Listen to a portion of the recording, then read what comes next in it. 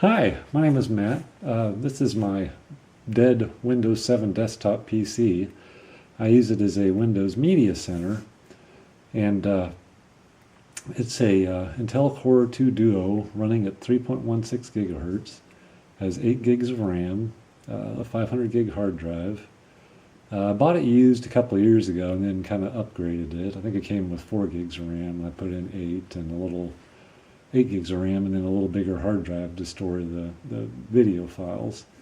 It has a Hauppauge, I think is how you pronounce it, dual tuner card in it, so it'll record clear QAM and analog TV signals over our local cable network.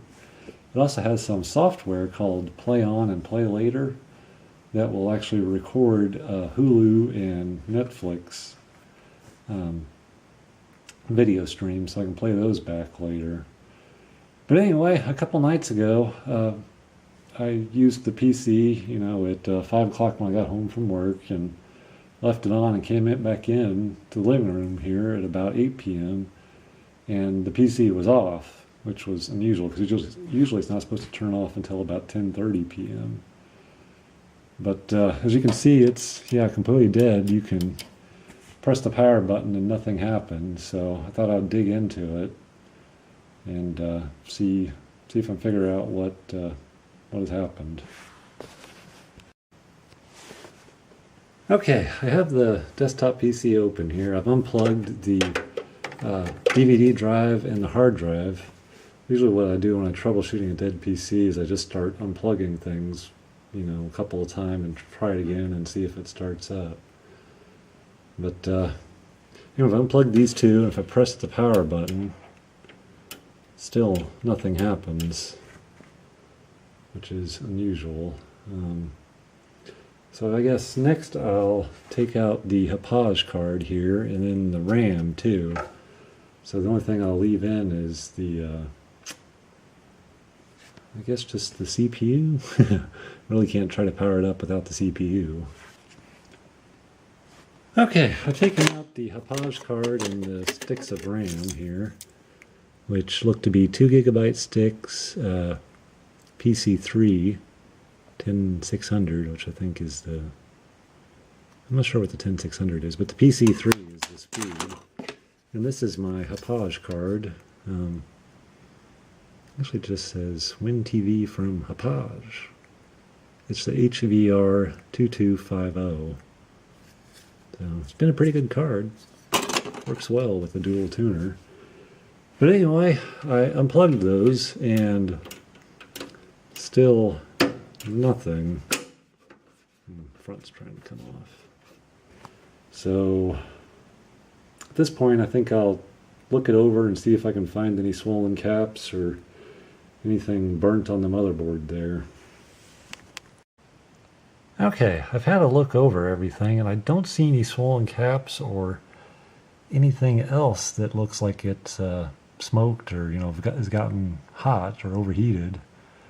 But so I'm not sure what's going on exactly. I think I'll try ordering a new power supply off eBay and see if that fixes the problem. One thing is this doesn't use the standard ATX connectors here.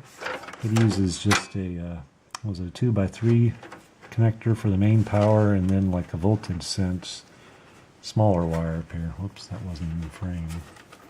And then this is the main power, this is the voltage sense, and then you have the CPU power over here at the top, right there, that guy.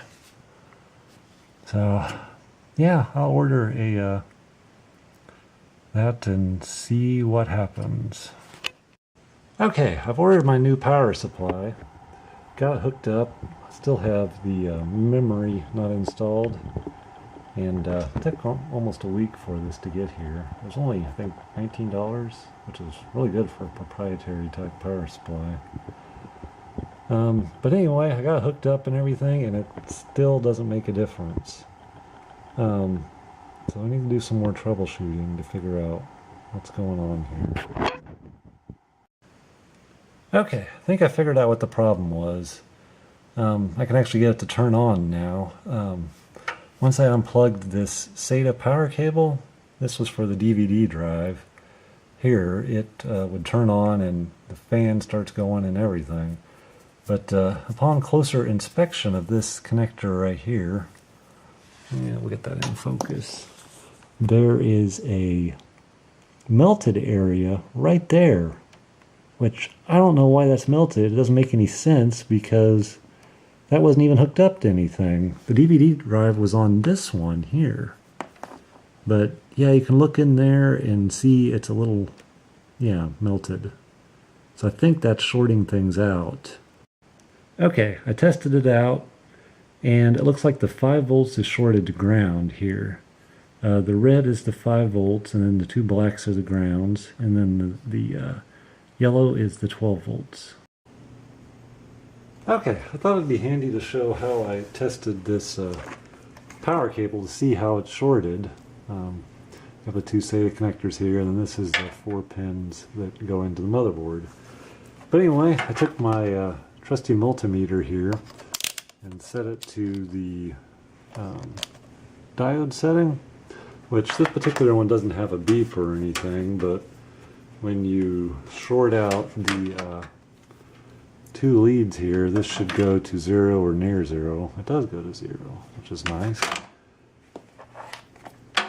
But anyway, if I put 1 pin on the red, or one pin on the red, and then another one on the black, that should show a 0 on the multimeter here, which is kind of hard to see that. Yep, get that in here. Okay, go to that black pin. No, that one's still open, but okay, there we go. See, that's shorted there. You can see the black is on one side there and the red is on the other side. So that's what's shorted out. I could probably just cut this off and then I could have the DVD player working and everything. So, but anyway, so the state things are in now is I can turn the PC on. I don't have the memory in or the hard drive or DVD hooked up. So let's see if I click the button here. Well, maybe we power cycle this part. Clear the error out or something. Oh, there we go. That's probably an I don't have RAM beep, I imagine. Okay, so unplug this, and now I will put things back together. Oops. Okay, I have everything hooked back up. One unusual thing, kind of, is my infrared remote control. This is the receiver here. I put a little magnet on the bottom so it will stick to the top of the PC and not move around on me. This is the actual remote with you control the mouse here and left and right button, and you have escape and backspace, and then your arrow keys here and enter. That's more than enough to control Windows Media Center. But anyway, we'll give it a try here, see if things power up correctly. Sounding good, no beeps. Turn on the TV here. Nice and quiet, which is good too. You can hear the hard drive being accessed. Okay. We'll look at the TV here. Oops. Turn it to the right input. Go to PC. Yay, it's starting up.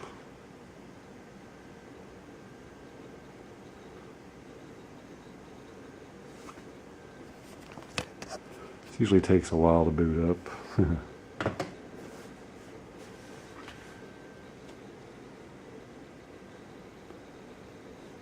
Okay, Windows Media Center should start automatically here.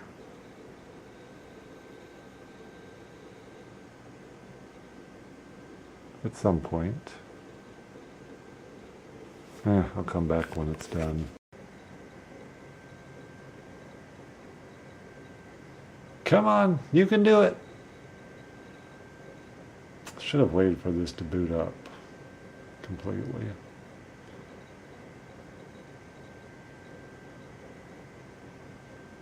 There we go!